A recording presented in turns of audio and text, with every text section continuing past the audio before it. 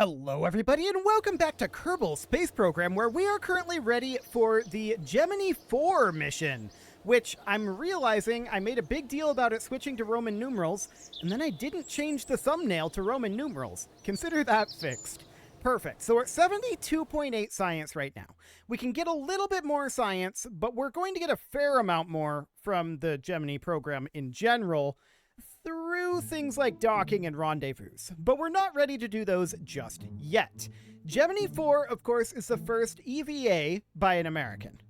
So, we're going to hop on into our Gemini 3 rocket here. We're going to change this over to Gemini 4, using Roman numerals, because we don't like consistency, I guess. And that'll be absolutely fine. So, we know that this thing can make it into orbit, but it's a wee bit dicey. We know we have to take a little bit more aggressive of a trajectory, and by that I mean a little less aggressive, which is very strange. That's a very strange way to put things. But we need enough altitude, because our first stage is underpowered. We need enough altitude to make sure that our second stage can propel us into a proper orbit. So that'll be absolutely fine. We are going to upgrade this particular rocket again, but not now. We have Jeb and Bill in here. Hang on a moment. We actually need to revert that back because we want Bob. We want to be able to reset our science equipment. We don't actually need to bring Bill here. So Bob is going to join, and we're going to launch ourselves a Gemini 4. So, what is the flight profile for this one? Well, in reality, we're just looking to EVA, but we've already done EVAs, kind of. My definition here is we're going to be like untethered EVAs, right? In reality, they were tethered, but we've already done EVAs for resetting stuff, so that's fine for now. Off we go. We can grab our material study here in flying low, but I'm going to wait and grab it in flying high. I've changed my mind. I just want to get that done. We're going to have a lot more rockets going up. We have a lot more opportunities to grab this. So that'll be absolutely fine. Checking in on our apoapsis here. It's not perfect. Our heading is actually drifting reasonably well this time. I like it. That's not bad at all. And our thrust to weight is up over 2. So that's also good. So up we go. 10-kilometer apoapsis right now. Continuing to punch up through the atmosphere. I'm going to lock us to prograde for the time being. We're going to want to start heading over towards the horizon fairly sharply and fairly soon. I think once our apoapsis hits 40 is when we'll do that. We've got about 40 seconds of burn time left here in our first stage. And apoapsis is hitting 40 as of now. So over we go, and I want to head over, like I said, quite sharply here. So we're getting a bunch of horizontal speed instead of vertical. We can see we're already at an apoapsis of 78 kilometers here. I want to be purely on the horizontal at this moment. Okay. So we're pushing this up and holding attitude here as best we can. We are out of fuel for that stage, and we are going to commence burning here. It's much easier to hold attitude here now. Perfect. And we're going to burn here until we're at 100 kilometers. So this is an inefficient burn with this engine in Atmo like this, but we've got lots of Delta V for this. I'm not concerned about it at all. We've also got our RCS thruster blocks, but those are mostly going to be used for docking and rendezvous maneuvers. So that's absolutely fine for now. 90-kilometer apoapsis, and our thrust to weight here is 0.83, which is actually not bad. Once we're in space, what does that go to? We're almost in space. There we go. Still 0.85. Okay, that's not bad. As we burn fuel, that will of course go up. But we're just going to continue to be parked here. We actually see time to apoapsis is going down right now, so we know that we do need to be continuing to burn here. At least for this moment. Time to apoapsis has definitely slowed down here. It's going to start going up fairly soon, but we're not quite there yet. So we might want to target something like 125 kilometers. I don't think we necessarily have time to target 100 kilometers because of the underpowered nature of our first stage, which is reasonably fine. That said, maybe we are okay at 100 kilometers. This is holding firm right now. Now it's going up. Okay, let's continue to burn here until this is at 1 minute 30. Which it'll start going up faster and faster and faster. It's at 120 right now. 122. Now it's going up about 1 second per second. 7, 8, 9, 130. Okay, so we'll hold it there, and now we're going to add a maneuver here. And we're just going to look to circularize. There we go, and we can see that we're going to be starting that burn in about 1 minute. Perfect. So that's absolutely great. We're going to get into position for that burn. We apparently can't warp to it. Yeah, because we're too close. That would be why. Okay, let's warp on forward manually. 40 seconds, 30, 20, 10, and 4, 3, 2, 1, 0, mark. We don't need too much more delta V to get ourselves into orbit here. But we do need a little bit, about 300 more meters per second, and that's absolutely fine. What isn't fine is the amount of Z fighting on this flag. I'm not a fan of that. That's definitely non-great. So much flickering. Not great at all. But let's proceed forward here. So 8, 7, 6, 5, 4, 3, 2, 1, and good enough. So we're in a decent orbit here, and now is when we would do that EVA. Now, I'm not sure, I don't have noted down here how many orbits was actually done by this particular craft. I am checking that here. The duration was 4 hours and... No, this was the previous one. This was 4 days and 12 seconds. Okay, so this is going to be a fair number of orbits in that amount of time. Orbiting the Earth 66 times. Okay, so there were 66 orbits that were done, but we're not going to do that. We're going to have Jeb EVA here, or are we going to have Bob EVA? Well, for the time being, let's collect our data. We can definitely collect a material study here in Space Low. So that'll be fine. We'll restore the Science Junior. And I'm going to conduct the material study. We're going to store this here, and then we're going to keep another one for flying high.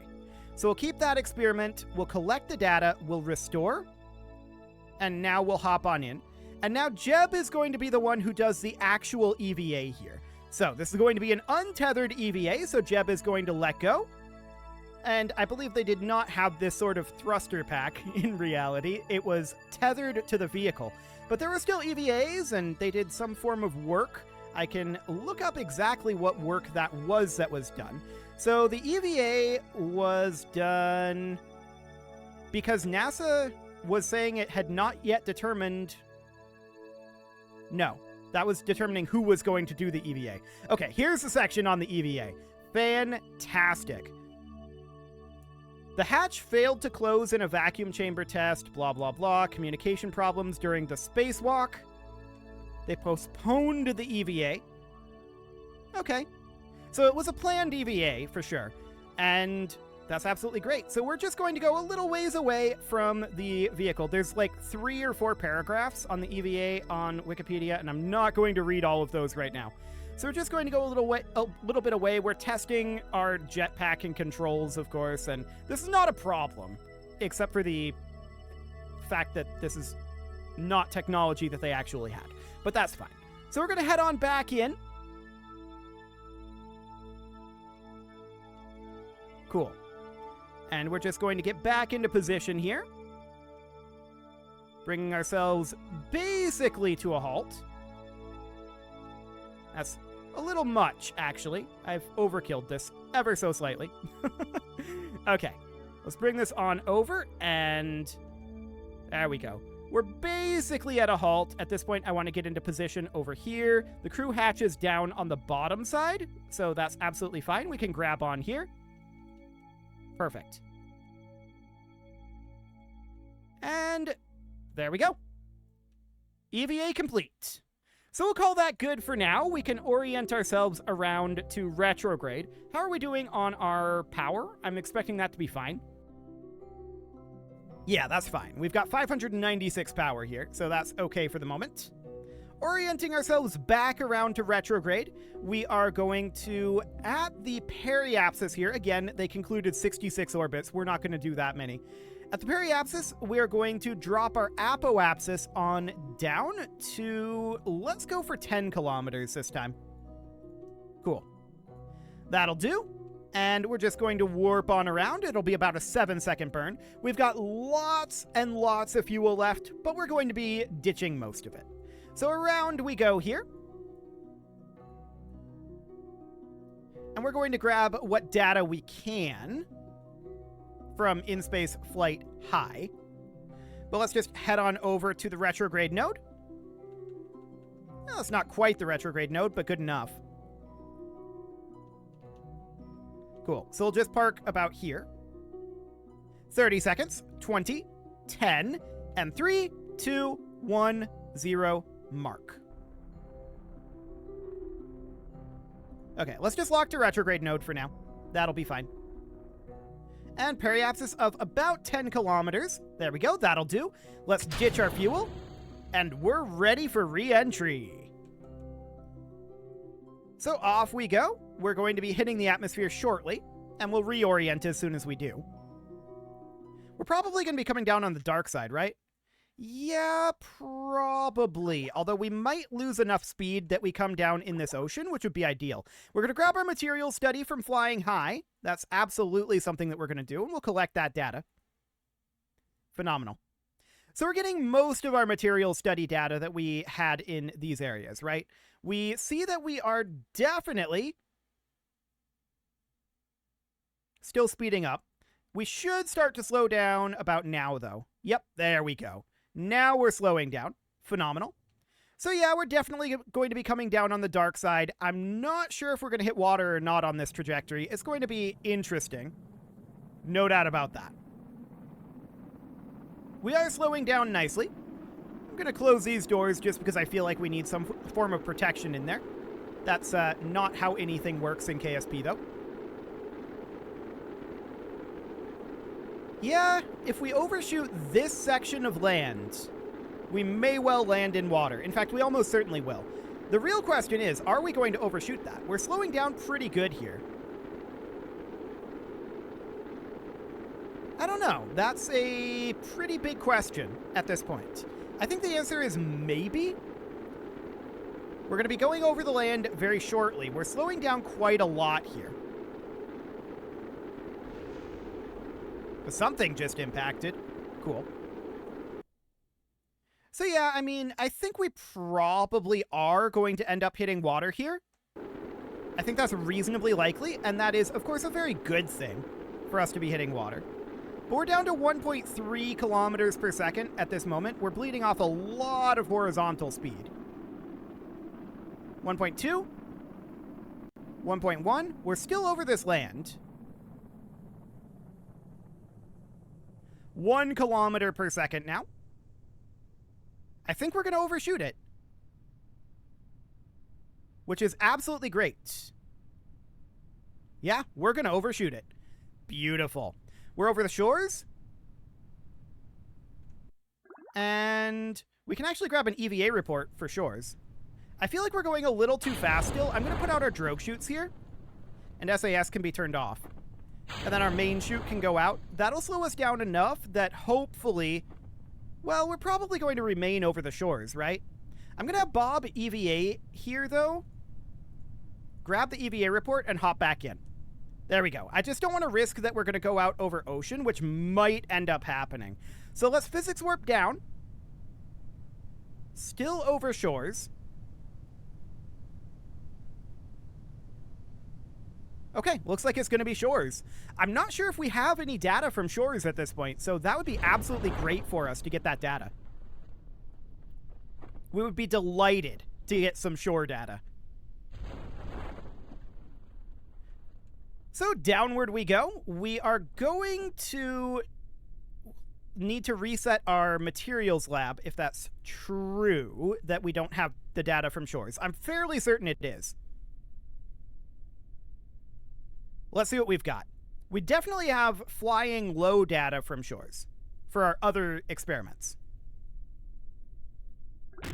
There's splashdown, and yeah, look at that. Absolutely no shore data. I love it. I'm going to rotate us here so that the hatch is facing out of the water.